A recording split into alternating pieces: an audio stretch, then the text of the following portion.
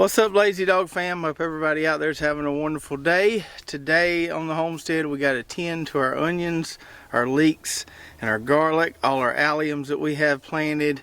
It's time to side dress those, give them a little extra nitrogen. We got some rain coming in tonight, so it's supposed to be some pretty heavy rain. So I want to go ahead and get these side dressed, that way that rain can soak it in good, start breaking down some of these organic fertilizers so we can feed these plants. So our onions took quite a while to get going, and not all the transplants we put in the ground made it. We got a few skips there, but still a decent amount of plants per row to keep our trials going and really compare all these different varieties. This is probably the best looking row right here. I think this is either the Super X or the Timon variety. I have to check my notes, but the plants we have here are looking good. They're looking really good. They're just not growing quite as fast, or not at the stage that they would normally be at this point in the year, considering when we transplanted them, but everything looks nice and healthy, so can't be too mad about that. And several of you guys out there have commented on our videos or sent us messages saying that your onions were kind of slow to grow or growing slower than normal as well, and why I thought that might be. And I really don't know. The only good guess I have is that the early first frost we had, so our first frost was earlier than average in November there, had some cold weather at the end of November, then we had a record hot December, and now it's cooling off again. So my only explanation really is the fluctuation of the temperatures being kind of wild this fall and into winter. That could have something to do with it.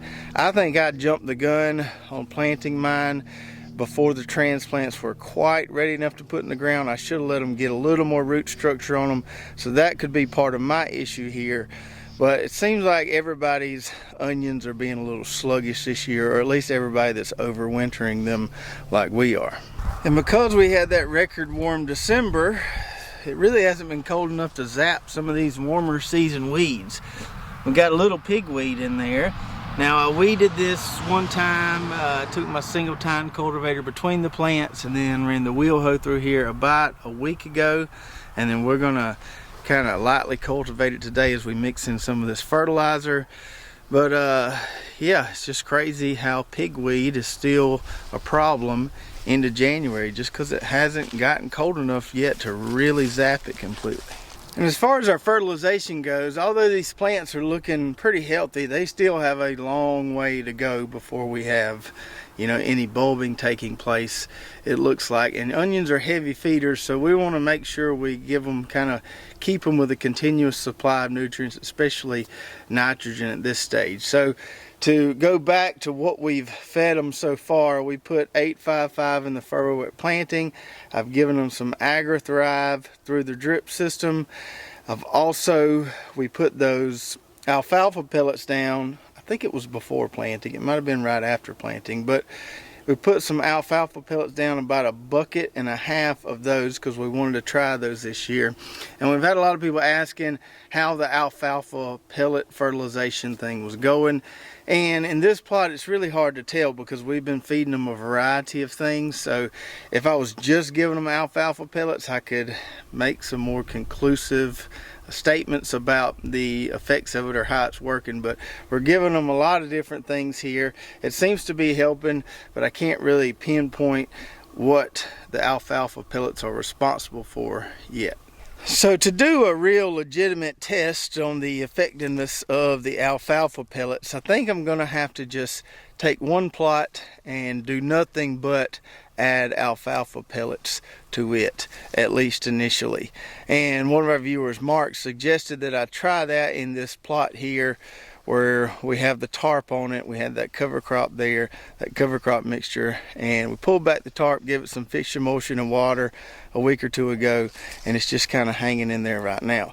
So he suggested, instead of putting compost on this plot, do some heavy applications of the alfalfa pellets, and then we can compare that to our composted plots and some of our other, you know, strategies in some of the other plots. So I may do that. I may pull this back in a week or so, put a heavy dose of alfalfa pellets on it, cover it again, maybe put 1 or 2 applications on it before we get ready to plant. That gives them plenty of time to break down, and we can really see what the effects of the alfalfa pellets are when we start growing stuff here in this plot behind me.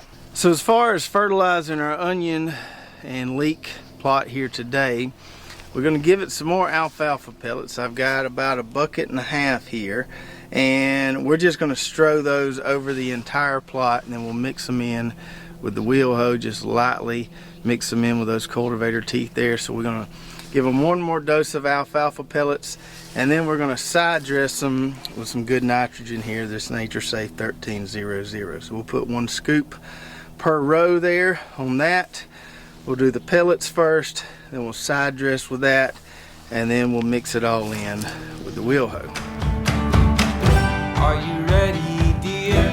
Oh, we must be sure there's no turning back once we're out the door. Leave your message here on the telephone, 'cause we've no idea when we're coming home. All right. We got that fertilizer incorporated and got it weeded all in one pass there. And I didn't go to the gym this morning, so it's nice to get a little wheel hoe workout in. And I know some of the hardcore no-till enthusiasts out there might say that I'm breaking all the rules by using the wheel hoe in our no-till plot here, but I really don't think it's hurting anything. I mean, we're just lightly cultivating the first couple inches of soil there, just kind of mixing that fertilizer in. I don't really think we're disrupting a whole lot. And so the goal here with using the alfalfa pellets and also side dressing in this no-till plot is to have a continual nutrient supply. Because onions are such heavy feeders, sometimes when the onions are done and you go plant something else in that plot, it can be pretty zapped of nutrients because the onions are pulling up so much. The alfalfa pellets are really slow release, so adding those in there, it's going to feed the onions a little bit, but hopefully we'll have a nice nutrient dense plot when we get done, and it won't be so zapped and depleted from the onions there. And as far as the progress of the no-till strategy in this plot, which we're 2 years in, I think now. So when we grew pumpkins and winter squash in here back spring of 2021, we did notice that we had a lot less disease issues, and we attributed that to maybe some of the soil biology that we're generating there in the no-till plot, adding all this compost, minimal disturbance, all that. And with the onions here, whereas some people around here are having issues with blight, I haven't noticed any disease issues on my onions yet. That's not to say we won't have any, but it appears the whole no-till plot thing does cut down on some of your disease issues. I haven't sprayed these onions with anything, and although they are growing slower than I'd like, they do look really healthy. So now we need to tend to our garlic over here. So we've got 3 rows of elephant garlic here. We fertilized this several times, healed it up. We put straw on it. It seems like about a month ago, and it's looking really nice. And then we have our softneck garlic experiment right here, and these are looking fabulous. I think they're almost looking better than the elephant garlic did when they were this old. Almost all the cloves we planted came up. I did come in here and sprinkle some shavings of manure from the chicken tractor between these rows to give them a little extra nitrogen. And today we want to feed them one more time. I'm going to heal them up a little bit, and then eventually we're going to put some straw around them and kind of put them to bed for the winter. Now, we don't normally use straw for annuals around here. We use it on some of our perennials like our blackberries, but we don't use it on annuals because we're always moving things around, changing row spacing, and sometimes it's just more trouble than it's worth. But in the case of this garlic, which is here a long time, we plant it in the fall, we don't harvest it till probably late April, early May. It's worth it since it's growing, since it's in the ground so long. And supposedly, if we can keep the soil cool, we can extend our growing window on the garlic. We can let it grow for a few more weeks into spring when it's getting hot, and we should get significantly larger bulbs of garlic by doing that. That's the theory, so that's what we're trying here. Now, these plants here look pretty healthy, but I know garlic is a hungry plant. And since we're going to be putting straw around them today, once I get that straw around them, I really can't side dress them anymore. So I'm going to give these guys a double whammy. Instead of just putting 1300 on one side of the row, I'm going to put it on both sides of the row, and then we're going to hill them up to kind of cover it up a little bit. And that should give them enough nutrients to make it to the end.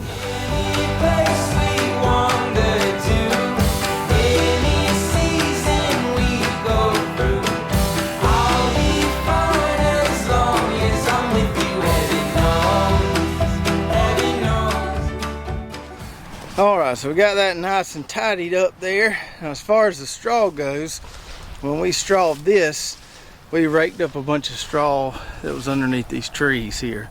But I knew I wasn't going to have enough, even if we tried to rake up some more, to do these 4 rows of garlic here, of the softneck garlic. So I had to go to town to buy some straw.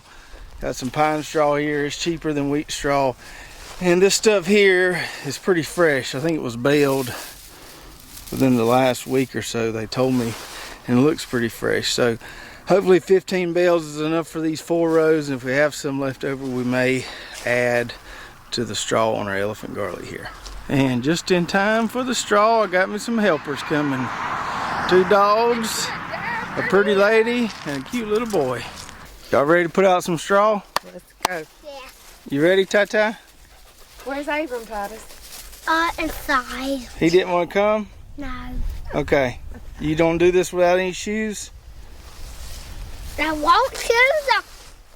I want shoes on. But Mom didn't put. No. Uh-oh. Okay. We'll blame it on Mama.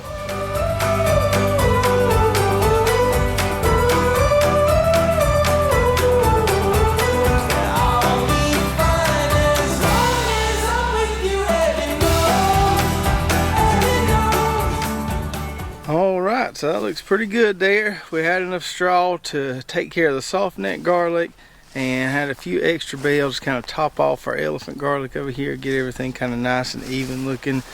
Got it raked up here so it's not getting into our cauliflower and broccoli. It should stay pretty well contained. That rain tonight should pack it down pretty good. And this is pretty much all we have to do to this garlic until it's time to harvest it. So that side dressing there should give it enough nitrogen to make it the rest of the way. That's not to say that it might not get fed some more, because we've got drip on everything, and we might be injecting some Agri-Thrive or maybe some fish emulsion to feed some of the broccoli, cauliflower, collards, and other stuff in this plot. So it may get some more spoon feeding of nutrients, not a whole lot, but that nitrogen supply that we put down with that Nature Safe should be enough to feed it from here on out. And while we're out here, I need to go ahead and move my girls for the day, so I figured I'd give you guys an update on how the chicken tractor grazing is going. So this is their second time around this plot of Balanza clover here. The first time we took them around the outside and then kind of circled our way to the middle. This time I'm finding it a little easier to just go up and down, up and down. So for the second go around, we started them right here.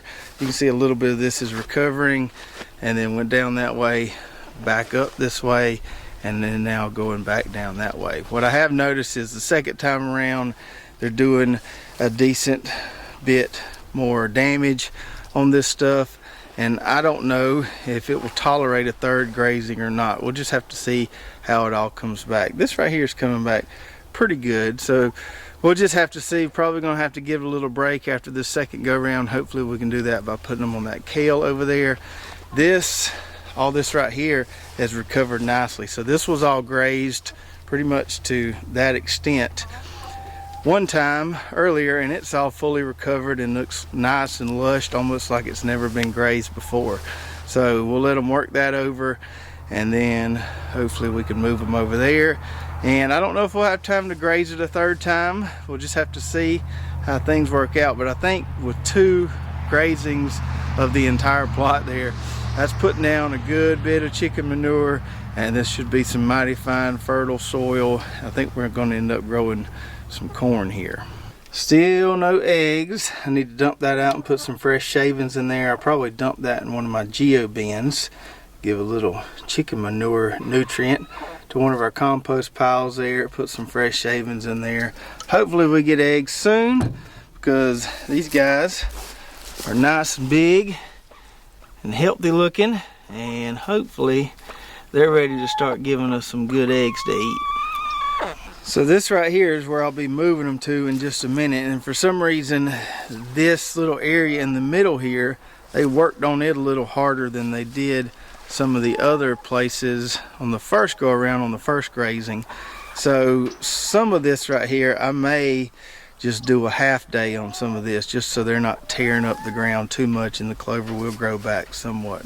There's not a whole lot there. They can work over that pretty quick compared to where it's so lush over there. So we may do some twice a day moves just as we work through some of this here that's not grown back as much. But then once we get over there into the lush patch, we'll go back to once a day. Storm is on our heels and we'll be swept away.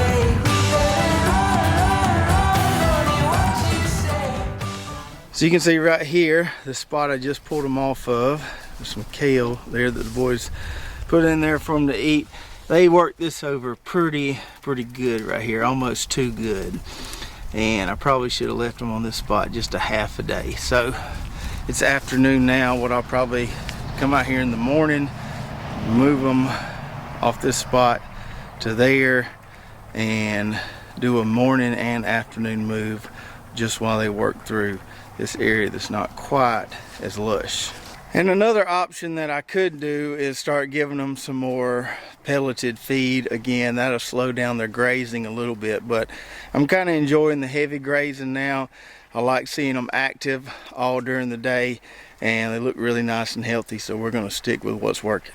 So a nice productive afternoon in the garden today. We got our onions taken care of.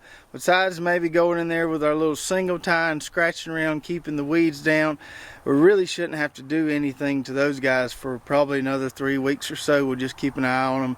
So they're pretty well taken care of for a while. Our garlic, we really don't have to do anything else with it except just watch it grow, maybe give it a little water through the drip every now and then if we go through a spell of dry weather. And we got our chicken tractor moved. Just keep moving that baby around, keep letting those chickens mow that stuff down and fertilize that soil.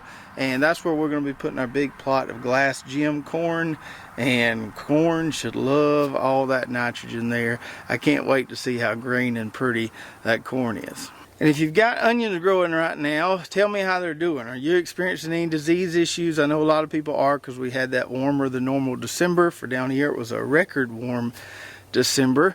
Are they growing slow like mine are, or maybe yours are right on schedule? And if you haven't already, go check out our website, lazydogfarm.com. You can find some cool Lazy Dog Farm merch, recipes, recommended products, affiliate links and coupons. Lots of good stuff there. If you did enjoy this video, make sure to subscribe, hit that notification button, like and share, and we'll see you next time right here at Lazy Dog Farm. Hold farewell. By the beauty of your life.